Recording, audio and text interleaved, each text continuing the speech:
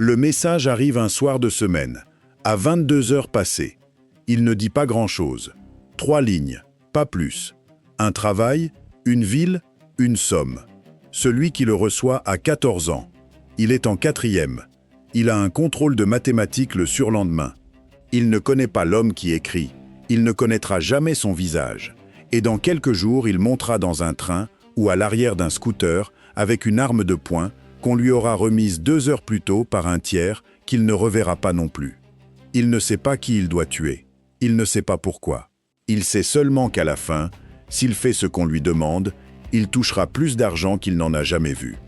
Voilà ce que sont devenus les petits soldats du narcotrafic français. Des enfants recrutés comme tueurs à gages, par messagerie, dans un pays qui compte parmi les plus riches du monde et qui n'a pas su fermer la porte. Ce n'est pas une image. Ce n'est pas une exagération de commentateurs. C'est une réalité documentée par la police judiciaire, par les juges d'instruction spécialisés, par une commission d'enquête du Sénat, par la Cour des comptes, et désormais par le législateur lui-même, qui a dû inventer un délit qui n'existait pas. Je ne suis pas juge, je lis les dossiers, et ce que les dossiers racontent, ce n'est pas l'histoire de monstre né monstre. C'est l'histoire d'un système qui a lâché, pièce par pièce, en public, pendant 20 ans, pendant que tout le monde regardait ailleurs. Bienvenue dans le dossier. Commençons par une date, parce que c'est cette date qui a fait basculer le débat français. Le 4 octobre 2024, à Marseille, un homme est abattu. Il s'appelle Nessim Ramdan. Il est chauffeur de voiture de transport avec chauffeur, ce qu'on appelle un chauffeur VTC. Il est père de famille, il rentre chez lui.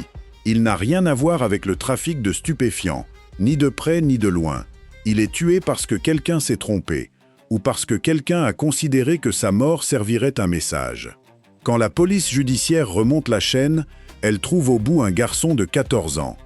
14 ans, l'âge auquel, dans la loi française, on n'a pas le droit de conduire, pas le droit de travailler à temps plein, pas le droit de signer un contrat, pas le droit de voter, pas le droit d'acheter de l'alcool. Cet âge-là. Quelques jours plus tard, à l'Assemblée nationale, un député des Bouches-du-Rhône se lève pendant la séance de questions au gouvernement et prononce ces mots, qui figurent au compte-rendu officiel. L'âge des victimes comme celui des assassins est en chute libre partout en France où sévissent les trafics de drogue. Ce n'est pas un slogan de campagne, c'est un constat parlementaire, inscrit dans les archives de la République. Et il faut le dire tout de suite, avec la prudence que le droit impose. À l'heure où ce dossier est constitué, une partie de ces affaires n'est pas jugée. Les mises en examen sont présumées innocents. Les qualifications retenues par le parquet peuvent évoluer. Lazare ne condamne personne. Lazare constate ce que les institutions ont elles-mêmes écrit, et ce qu'elles ont elles-mêmes reconnu ne plus savoir contenir. Mais pour comprendre comment on en arrive là, il faut d'abord regarder l'objet le plus banal du dossier. Pas l'arme, pas la cocaïne, le téléphone. Parce que le recrutement, aujourd'hui, ne se fait plus dans une cage d'escalier. Il se fait dans une interface. Les magistrats spécialisés parlent d'ubérisation du trafic. Et le mot est exact. Il est même presque trop propre.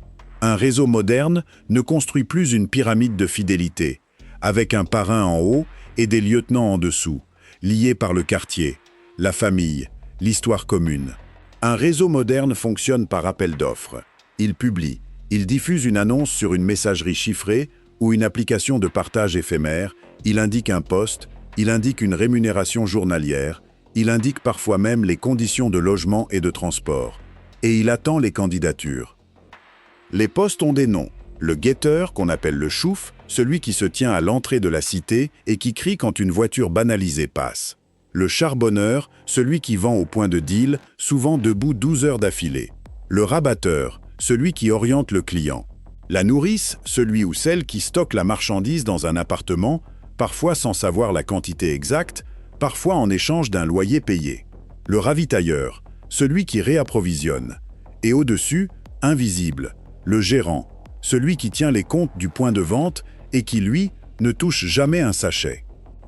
La Cour des comptes, dans son examen de la politique de lutte contre les stupéfiants, a mis des chiffres sur ces annonces. 300 € par jour pour un vendeur, 150 € par jour pour un guetteur, 1500 € par mois pour une nourrice qui garde la drogue chez elle. Arrêtons-nous une seconde sur ces montants, parce que c'est là que tout se joue. 150 € par jour, pour un garçon de 15 ans, c'est davantage que ce que gagne sa mère en une semaine de ménage à l'aube dans des bureaux vides. 300 € par jour, c'est le salaire mensuel net d'un apprenti. Le réseau ne vend pas du rêve, il vend une arithmétique. Et cette arithmétique, dans certains quartiers, aucune institution de la République n'est capable de la concurrencer. Ce n'est pas de la glorification. C'est le contraire exact, parce que le même dossier vous apprend ce que coûte cet argent. Le charbonneur qui touche 300 € par jour travaille sous la menace permanente de deux choses, la police et le réseau lui-même. S'il manque de la marchandise, il rembourse. S'il ne peut pas rembourser, sa famille rembourse. S'il est arrêté, il n'a aucune protection sociale, aucun avocat garanti par l'employeur, aucun recours. Et le garçon de 14 ans à qui l'on confie une arme n'est pas un salarié, c'est un consommable. Il faut maintenant regarder d'où viennent ces enfants, parce que la géographie du recrutement dit tout de la mécanique. La justice française a documenté un phénomène qu'elle appelle, dans son propre vocabulaire, celui des jobbers. Ce sont des mineurs qui ne travaillent pas dans leur ville. On les fait venir. Le directeur de la protection judiciaire de la jeunesse en Île-de-France, Hervé Duplaine, l'a expliqué publiquement lors d'un colloque tenu à Marseille au mois de juin 2025. Il existe des filières directes entre certaines villes d'Île-de-France et des villes comme Carpentras, Toulon ou Marseille. Des adolescents de Nogent-sur-Marne envoyaient tenir un point de deal dans le Vaucluse. Des recruteurs qui viennent les chercher directement là où ils habitent. Pourquoi les déplacer ? La réponse est d'une froideur industrielle. Un mineur déraciné n'a pas de réseau social sur place. Il ne connaît personne. Il ne peut pas fuir chez un cousin. Il dépend entièrement de ceux qui le logent et qui le nourrissent. Il ne sait pas où il est. Et surtout, il n'est pas identifiable par les enquêteurs locaux, qui connaissent les visages du quartier mais pas les siens. Le déplacement du mineur n'est pas un détail logistique. C'est un instrument de contrôle. On appelle ça, dans le langage du droit international, un indicateur de traite des êtres humains. Et c'est exactement ce qu'ont commencé à dire, prudemment, plusieurs magistrats français. Le procureur de la République de Marseille, Nicolas Besson, a livré un chiffre qui devrait, à lui seul, occuper les journaux télévisés pendant une semaine. Au tribunal pour enfants de Marseille, la moitié des affaires sont liées à l'infraction à la législation sur les stupéfiants. 50%. Une juridiction entière, conçue au sortir de la Seconde Guerre mondiale, pour protéger l'enfance en danger, absorbée pour moitié par une seule économie criminelle. Et voilà le premier point de rupture du système. Le tribunal pour enfants n'a pas été construit pour ça. Il a été construit pour l'enfant qui vole une mobilette, pour l'adolescent en errance, pour le mineur en danger dans sa famille. Il n'a pas été construit pour l'adolescent qui arrive avec une arme de guerre dans un sac de sport et un contrat verbal sur la tête d'un inconnu. Mais pour comprendre pourquoi il y a autant d'argent à distribuer, il faut sortir des cités et aller regarder la mer. Il faut regarder les ports. Parce que rien de tout cela n'existerait sans un fait matériel massif, mesurable, documenté année après année par l'Agence de l'Union européenne sur les drogues, l'EUDA, qui a succédé à l'Observatoire européen des drogues et des toxicomanies. Ce fait, le voici. L'Europe est submergée de cocaïne. En 2023, les États membres de l'Union européenne ont déclaré, pour la 7e année consécutive, un volume record de cocaïne saisie, 419 tonnes. 419 tonnes interceptées, ce qui signifie, tous les spécialistes vous le diront, une fraction seulement de ce qui est entré. Et cette marchandise ne tombe pas du ciel. Elle arrive par conteneurs. Elle arrive par les 3 plus grands terminaux à conteneurs de la façade nord-européenne. Le Port of Antwerp-Bruges, le port de Rotterdam, et derrière eux, le port du Havre, le port de Marseille-Fos, le port de Vlissingen. Anvers, à lui seul, a saisi 121 tonnes de cocaïne en 2023. 121 tonnes dans un seul port, en une seule année, plus du double d'il y a 5 ans.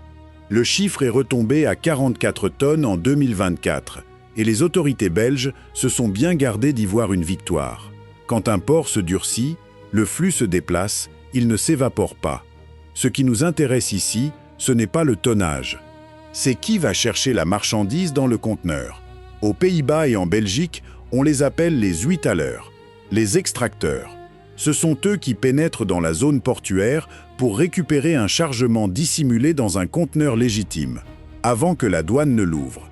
C'est un travail dangereux, physiquement épuisant, souvent nocturne, et parfaitement jetable du point de vue du réseau. Et voici ce que dit le ministère public néerlandais, l'Openbaar Ministerie, dans son bilan publié au mois de février 2026. Dans le port de Rotterdam, en 2025, 80 extracteurs ont été interpellés. Parmi eux, 18 étaient mineurs.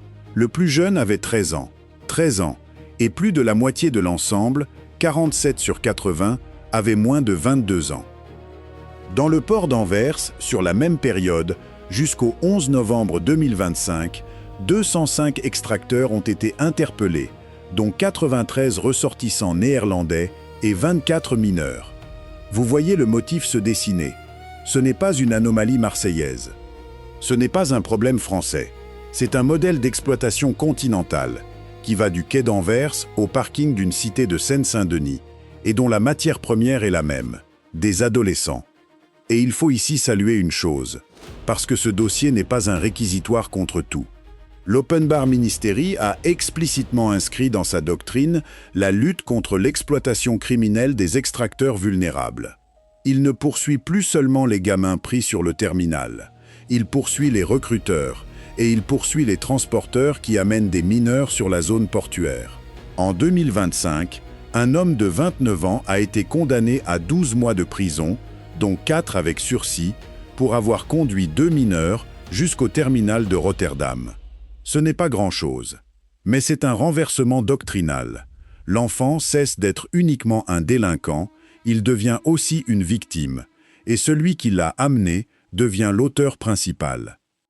Mais pour comprendre pourquoi ces réseaux peuvent se permettre de brûler des enfants par dizaines, il faut suivre l'argent. Et l'argent, dans cette affaire, ne passe pas d'abord par Dubaï ou par les crypto-monnaies. Il passe d'abord par des badges. Europol l'a écrit noir sur blanc dans son analyse consacrée à la criminalité dans les ports européens. Les complicités internes corrompues, considérées comme des maillons essentiels de la chaîne d'extraction, peuvent percevoir entre 7 et 15% de la valeur de la cargaison. Entre 7 et 15%. Sur une cargaison dont la valeur de gros se compte en millions d'euros, faites le calcul. Un seul chargement peut représenter, pour un employé corrompu, plusieurs années de salaire. Et ce ne sont pas nécessairement des criminels de carrière. Ce sont des grutiers, des chauffeurs, des agents de sécurité, des employés ayant accès aux systèmes informatiques de gestion des conteneurs. Des personnes qui, un jour, ont eu une dette, un problème de jeu, un crédit à la consommation qui a dérapé, ou simplement une famille menacée. Europol note d'ailleurs que les personnes disposant d'un accès informatique figurent parmi les mieux rémunérées de la chaîne. Ce n'est plus le muscle qui vaut cher, c'est la donnée. Et c'est ici qu'il faut comprendre une chose fondamentale sur l'architecture de ces organisations. Parce que c'est cette architecture qui explique pourquoi un enfant de 14 ans se retrouve avec une arme et pourquoi celui qui a donné l'ordre ne sera peut-être jamais inquiété. Le réseau moderne est construit pour la déconnexion. Celui qui décide n'est pas celui qui organise. Celui qui organise n'est pas celui qui paie. Celui qui paie n'est pas celui qui remet l'arme. Celui qui remet l'arme n'est pas celui qui tire. Et celui qui tire ne connaît, dans le meilleur des cas pour lui, qu'un pseudonyme sur une messagerie. Entre le commanditaire et l'exécutant, il peut y avoir 5 intermédiaires, 3 applications différentes, 2 pays et aucun lien physique. C'est ce que les enquêteurs suédois ont fini par nommer d'un terme glaçant de banalité administrative, la violence comme service. Violence as a service. On commande une exécution comme on commande une prestation logistique. Il existe des intermédiaires dont le métier consiste uniquement à trouver l'exécutant, à organiser son transport, à louer l'appartement, à fournir le véhicule. Les Néerlandais ont un mot pour ce métier. Le courtier en meurtre. Ce que cela signifie pour l'enquêteur français, belge ou suédois, est très simple et très décourageant. Vous arrêtez le tireur. Il a 16 ans. Il ne sait rien. Il ne peut pas vous donner le nom du commanditaire parce qu'il ne l'a jamais su. Vous remontez à l'intermédiaire, s'il existe encore, et vous découvrez qu'il opère depuis Dubaï, depuis la Turquie, depuis l'Irak ou depuis le Maroc. Et la chaîne s'arrête là, sur une demande d'entraide judiciaire internationale qui mettra 18 mois à revenir, si elle revient. Alors on juge l'enfant, parce que c'est lui qu'on a. Mais pour comprendre pourquoi ce sont précisément des enfants que l'on va chercher et non des adultes, il faut ouvrir le code pénal. Et là, on touche au cœur du dossier. En droit français, l'article 122-8 du code pénal pose le principe de la responsabilité pénale des mineurs capables de discernement. Depuis l'entrée en vigueur du Code de la justice pénale des mineurs, au 30 septembre 2021, le droit français présume qu'un mineur de moins de 13 ans n'est pas capable de discernement, présomption qui peut être renversée. Au-delà, le mineur est pénalement responsable, mais il bénéficie de ce que l'on appelle l'excuse de minorité, ce mécanisme qui divise par deux la peine encourue. Un adulte condamné pour assassinat encourt la réclusion criminelle à perpétuité. Un mineur de 16 ans, en principe, encourt 20 ans. La Cour d'assises des mineurs peut écarter cette excuse dans certains cas, par décision spécialement motivée, mais le principe demeure. Cette règle n'a pas été inventée par naïveté. Elle est le produit d'un siècle de pensée juridique européenne, selon laquelle un enfant qui commet un acte grave est d'abord un enfant, que sa personnalité n'est pas achevée, qu'il est éducable, et qu'une société qui traite ses enfants comme des adultes criminels renonce à ce qui la distingue. Cette idée est belle. Elle est même, à mon sens, juste. Le problème, c'est que les réseaux l'ont lu. Ils l'ont lu mieux que la plupart des citoyens. Ils savent exactement où se situent les seuils. Ils savent ce qu'encourt un garçon de 15 ans et ce qu'encourt un homme de 25. Ils savent qu'un mineur placé en détention provisoire y restera moins longtemps. Ils savent que dans certains pays européens, la barrière est encore plus nette. Prenons la Suède, parce que la Suède est le laboratoire le plus avancé et le plus effrayant de ce phénomène. En Suède, l'âge de la responsabilité pénale est fixé à 15 ans. En dessous de 15 ans, un enfant ne peut pas être condamné, pas atténué, pas condamné.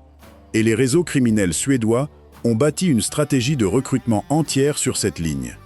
Les chiffres sont publics et ils sont accablants.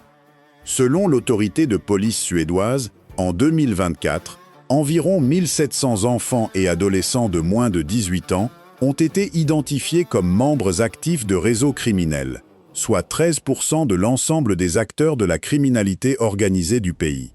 Un acteur du crime organisé sur 8, en Suède, est un enfant. Selon le Conseil national suédois pour la prévention de la criminalité, le BRÅ, le nombre d'enfants impliqués dans des fusillades ayant entraîné des blessures ou la mort a triplé en 5 ans, passant de 9 en 2019 à 29 au milieu de l'année 2024. Et dans la tranche des 15 à 20 ans, le nombre de suspects impliqués dans des crimes violents graves a augmenté de près de 400% entre 2014 et 2023. 400% en 9 ans. Dans un pays qui, il y a une génération, servait de modèle mondial en matière de politique sociale et de prévention de la délinquance. Une enquête de police suédoise, rendue publique, a documenté un échange qui devrait figurer dans tous les manuels de criminologie du siècle. Un membre de gang de 19 ans propose 150 000 couronnes, environ 13 600 €, à un garçon de 11 ans pour commettre un meurtre. 11 ans. Le garçon avait écrit sur un réseau social qu'il avait hâte de voir son premier cadavre. Le recruteur lui avait répondu de rester motivé, que cela allait arriver. Je ne commente pas cette phrase, je la laisse là où elle est. Au mois de décembre 2025, un travail journalistique de fond a reconstitué, à partir de pièces d'enquête, une mission type. 2 garçons de 14 et 16 ans partent d'une ville universitaire du centre de la Suède. Ils prennent un train, 3 heures de trajet vers le nord, vers une petite ville côtière.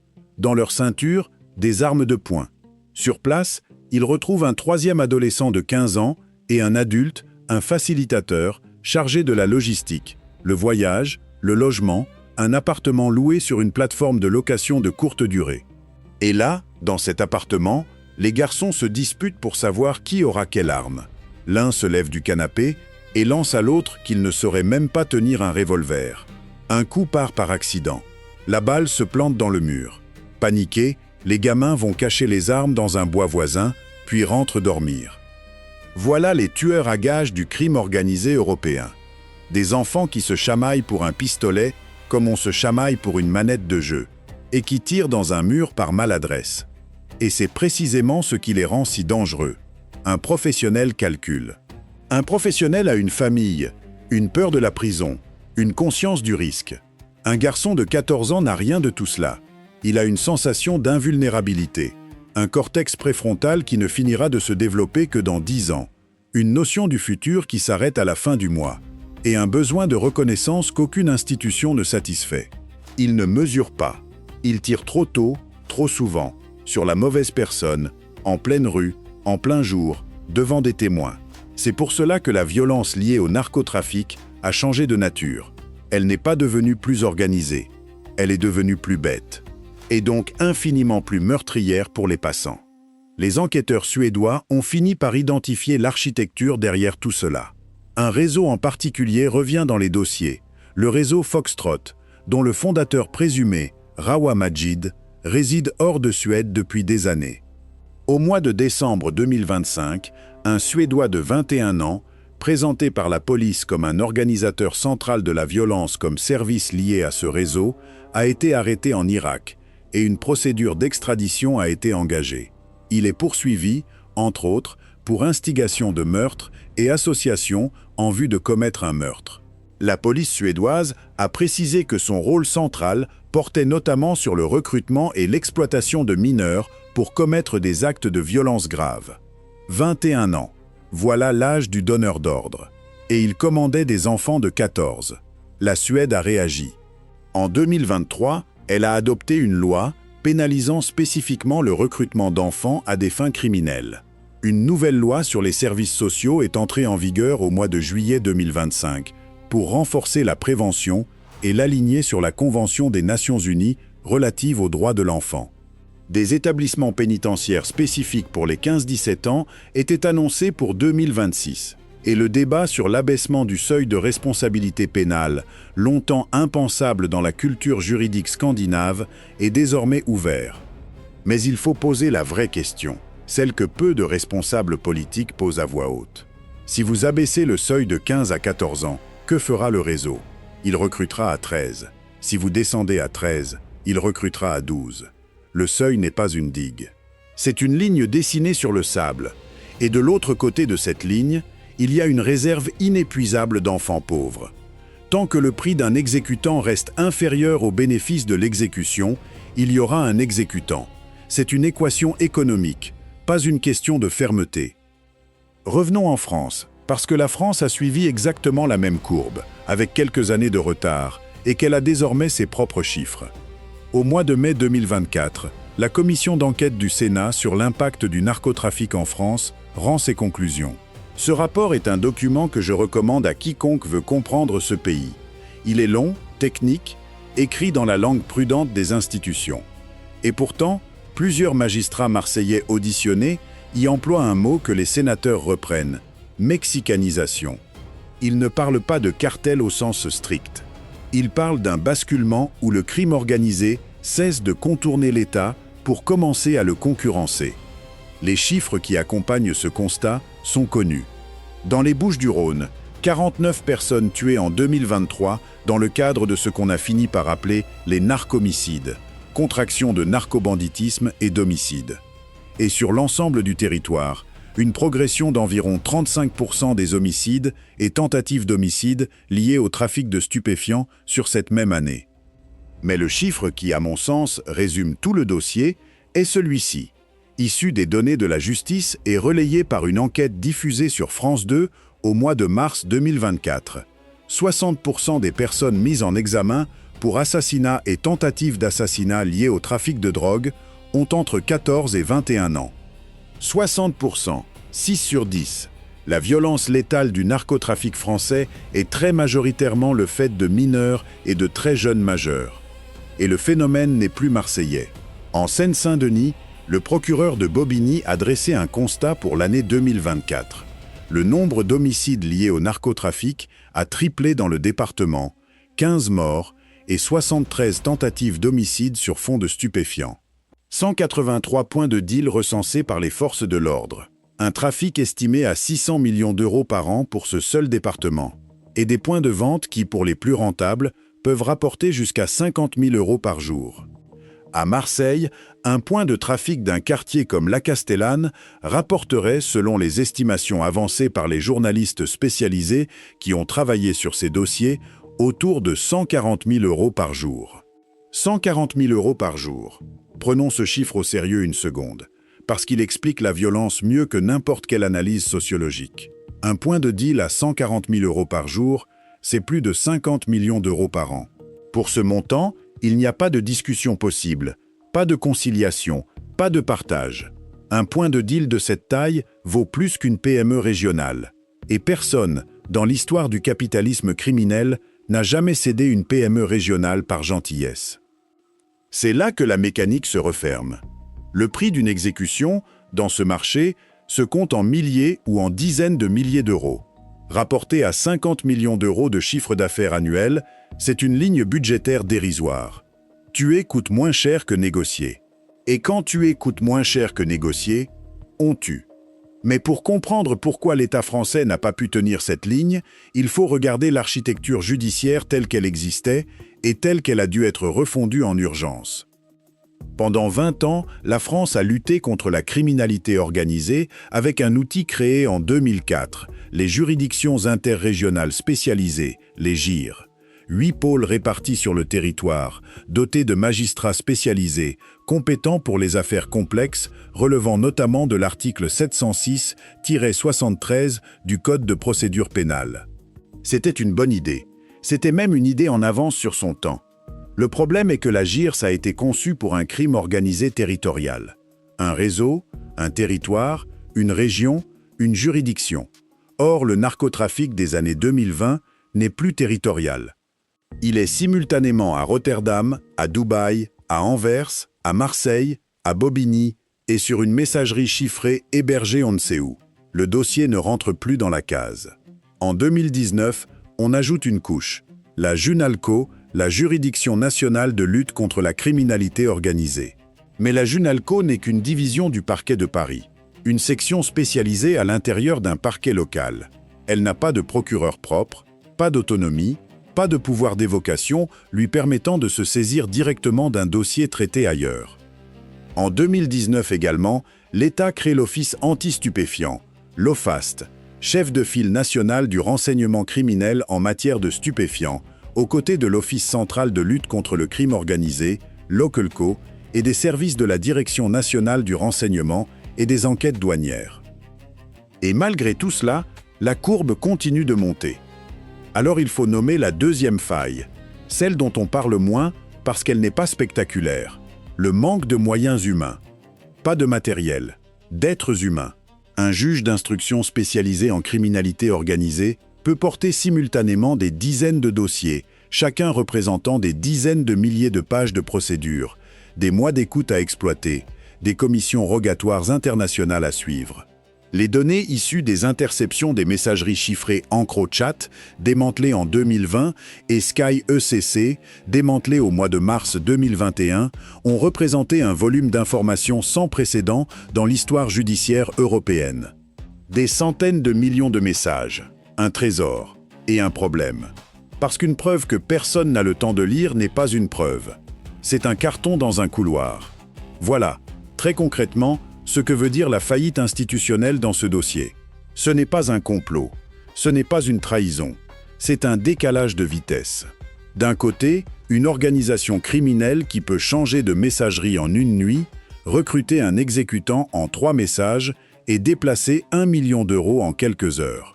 De l'autre, une procédure pénale écrite pour un monde de papier, une demande d'entraide judiciaire qui met 1 an à revenir, un service d'enquête qui attend 6 mois une réquisition à un opérateur étranger et un tribunal pour enfants dont la moitié de l'audiencement est déjà saturée. Le crime a pris de l'avance. Ce n'est pas un jugement moral, c'est une constatation de chronomètre. Et puis il y a eu le 14 mai 2024. Ce jour-là, à Incarville, dans l'Eure, un fourgon pénitentiaire est attaqué à l'arme lourde sur une aire de péage. L'attaque vise à faire évader un homme, Mohamed Amra. 2 agents pénitentiaires sont tués, le capitaine Fabrice Moello et le surveillant brigadier Arnaud Garcia. 3 autres agents sont grièvement blessés. Ce jour-là, quelque chose s'est cassé dans le rapport de la République à ce sujet. Non pas parce que la violence était nouvelle, mais parce qu'elle avait cessé de rester à l'intérieur du milieu. Elle avait frappé l'État lui-même, en uniforme, en plein jour, sur une autoroute de Normandie. Il aura fallu ces 2 morts, ajoutés au rapport du Sénat, pour que le législateur bouge. La loi numéro 2025-532 du 13 juin 2025, promulguée le 14 juin, porte un titre qui n'a rien d'administratif. Elle s'intitule « Loi visant à sortir la France du piège du narcotrafic ». Le mot « piège » est dans l'intitulé officiel. La République a écrit dans le journal officiel qu'elle était piégée. Que fait cette loi? 3 choses principales. D'abord, elle crée le Parquet national anticriminalité organisée, le PNACO. Sur le modèle du Parquet national antiterroriste et du Parquet national financier, il s'agit cette fois d'un parquet national autonome, doté de son propre procureur, avec une compétence nationale concurrente, inscrite au nouvel article 706-74-2 du Code de procédure pénale. Il peut s'autosaisir. Il peut évoquer un dossier traité localement, dès lors que celui-ci présente une complexité particulière, gravité des faits, multiplicité des auteurs ou des victimes, dimension interrégionale ou internationale. Les articles 706-74-4 et 706-74-5 organisent la cosaisine avec les parquets JIRS et confient au procureur anticriminalité organisée la définition de la doctrine de répartition des dossiers. Le PNACO est entré en fonction le 5 janvier 2026, installé au tribunal judiciaire de Paris par le garde des Sceaux, Gérald Darmanin. Il a hérité d'emblée de 170 dossiers en cours issus de la Junalco, dont l'enquête sur l'évasion de Mohamed Amra. Sa procureure, Vanessa Perret, dirige une structure où 2 magistrats spécialisés travaillent conjointement sur chaque affaire, l'un sur le volet criminalité organisée, l'autre sur le volet économique et financier. Ce détail-là est important et il mérite qu'on s'y arrête. Pendant des décennies, la France a poursuivi le narcotrafic comme une affaire de stupéfiants. Saisir la drogue, arrêter les vendeurs, démanteler le point de deal. Ce qui change avec cette architecture, c'est l'idée que le narcotrafic est d'abord une entreprise et qu'on ne tue pas une entreprise en arrêtant ses employés. On la tue en saisissant ses actifs. C'est le 2e axe de la loi, le gel immédiat des avoirs, la fermeture administrative des commerces écrans, la saisie systématique des biens criminels. Le restaurant qui ne sert jamais personne, mais qui déclare 40 000 € de recettes mensuelles. Le salon de coiffure ouvert 3 heures par semaine. La société d'import-export sans stock. Ce sont ces structures que la loi vise, parce que ce sont elles qui transforment des liasses en patrimoine légal. Et le 3e axe, celui qui nous ramène au cœur de ce dossier, la loi crée un nouveau délit, celui de recrutement de mineurs, puni de 7 ans d'emprisonnement et de 150 000 € d'amende. Prenons la mesure de ce que cela signifie. Jusqu'en 2025, dans le droit français, il n'existait pas d'infraction autonome et spécifique réprimant le fait d'embaucher un enfant dans un réseau de stupéfiants. On poursuivait pour association de malfaiteurs, pour trafic en bande organisée, pour provocation d'un mineur au sens de l'article 227-18 du Code pénal. Mais l'acte lui-même, l'acte de recrutement, ce moment précis où un adulte décide d'utiliser un enfant comme main-d'œuvre criminelle, n'avait pas de nom propre dans le Code. Il en a un maintenant. Et il faut être honnête sur la portée de cette victoire. 7 ans d'emprisonnement, pour celui qui a mis une arme dans les mains d'un garçon de 14 ans, c'est une réponse. Ce n'est pas une réparation. Et surtout, cela suppose qu'on l'identifie, qu'on l'interpelle, et qu'on prouve son rôle dans une chaîne délibérément conçue pour être anonyme. La loi a aussi renforcé le statut de repenti, avec des réductions de peine et une protection accrue, et créé des quartiers de lutte contre la criminalité organisée. Ces établissements à régime renforcé, destinés à isoler les têtes de réseau, à Vendin-le-Vieil depuis le mois de juillet 2025 et à Condé-sur-Sarthe depuis le mois de novembre 2025. L'idée, empruntée à l'expérience italienne, est simple. Un chef de réseau qui continue à donner des ordres depuis sa cellule n'est pas neutralisé, il est seulement relogé. Mais je veux revenir sur un point, parce que c'est celui qui distingue une politique pénale d'une politique tout court. On peut créer un parquet national. On peut créer un délit. On peut construire des quartiers de haute sécurité. Rien de tout cela ne change ce qui se passe dans la tête d'un garçon de 14 ans à qui l'on propose, un mardi soir, plus d'argent qu'il n'en a jamais vu. Le colloque tenu à Marseille au mois de juin 2025, celui où magistrats, éducateurs et enquêteurs ont cherché ensemble comment extraire les mineurs des réseaux, a débouché sur une mesure d'une modestie presque bouleversante. Un protocole signé avec les cours d'appel de région parisienne pour renvoyer ces adolescents vers leur territoire d'origine. Des éducateurs de la protection judiciaire de la jeunesse qui font le voyage depuis Paris pour venir chercher, physiquement, un gamin pris en charge à Marseille et le ramener chez lui. Des éducateurs qui prennent le train pour aller récupérer des enfants. Face à une économie de plusieurs milliards d'euros. Voilà l'état du rapport de force. Et c'est là que je voudrais vous poser la question. Parce que c'est la question que ce dossier laisse ouverte. On nous répète depuis 30 ans qu'il faut être plus ferme, qu'il faut alourdir les peines, qu'il faut abaisser les seuils, qu'il faut plus de policiers. On a alourdi, on a créé, on a construit, et la courbe monte toujours. Alors la vraie question n'est peut-être pas de savoir qui a tiré. La vraie question c'est à qui profite que rien ne change. Dites-le moi en commentaire, parce que je lis vos réponses et parce que sur ce dossier précis, je n'ai pas de certitude à vous vendre. Il reste une dernière chose à regarder, et c'est la plus difficile, le coût. Parce que ce dossier serait malhonnête s'il se contentait de compter des tonnes et des articles de loi. Derrière chaque ligne statistique, il y a une famille qui ne s'en remettra pas. Le 13 novembre 2025, à Marseille, en plein après-midi, en centre-ville, un jeune homme de 20 ans vient de garer sa voiture. Une moto s'arrête à sa hauteur. Le passager arrière ouvre le feu. L'autopsie relèvera 6 impacts de balles de 9 mm. Le jeune homme s'appelait Mehdi Kessachi. Il avait 20 ans. Il était totalement étranger au trafic, inconnu des services de police comme de la justice. Il était le frère d'Amine Kessassi, 22 ans, militant, écrivain, figure de la lutte contre le narcotrafic à Marseille, fondateur de l'association Conscience, qui accompagne psychologiquement et juridiquement les familles des victimes. Amine Kessassi avait déjà perdu un frère, Brahim, tué en 2020, dont le corps avait été retrouvé dans une voiture incendiée. Amine Kessassi venait de publier un livre sur les victimes du narcotrafic marseillais. Il était placé sous protection policière depuis plusieurs semaines. Le procureur de la République de Marseille, Nicolas Besson, a ouvert une enquête pour assassinat en bande organisée et association de malfaiteurs en vue de commettre un crime. Le ministre de l'Intérieur, Laurent Nunez, a qualifié les faits de crimes d'intimidation. L'hypothèse principale des enquêteurs de la police judiciaire et de l'Office central de lutte contre le crime organisé, c'est que les tueurs se sont trompés de cible et visaient Amine Kessachi lui-même. L'information judiciaire a été confiée à des juges d'instruction parisiens et suivie par le parquet national anticriminalité organisée. Fin mars 2026, 6 personnes, 5 hommes et une femme, ont été mises en examen. 4 autres suspects ont été interpellés depuis, dont un homme présenté comme un exécutant engagé pour une opération prévue la veille et qui n'avait finalement pas eu lieu. Ces personnes sont, à ce jour, présumées innocentes, et il appartiendra à une juridiction de jugement et à elle seule de dire ce qui s'est passé. Ce que l'on peut dire en revanche, sans anticiper aucun verdict, c'est ce qu'a fait la société française le samedi 22 novembre 2025. Environ 6000 personnes ont marché à Marseille, beaucoup vêtues de blanc, derrière une banderole portant le prénom de Mehdi. 1 minute de silence, des mains levées.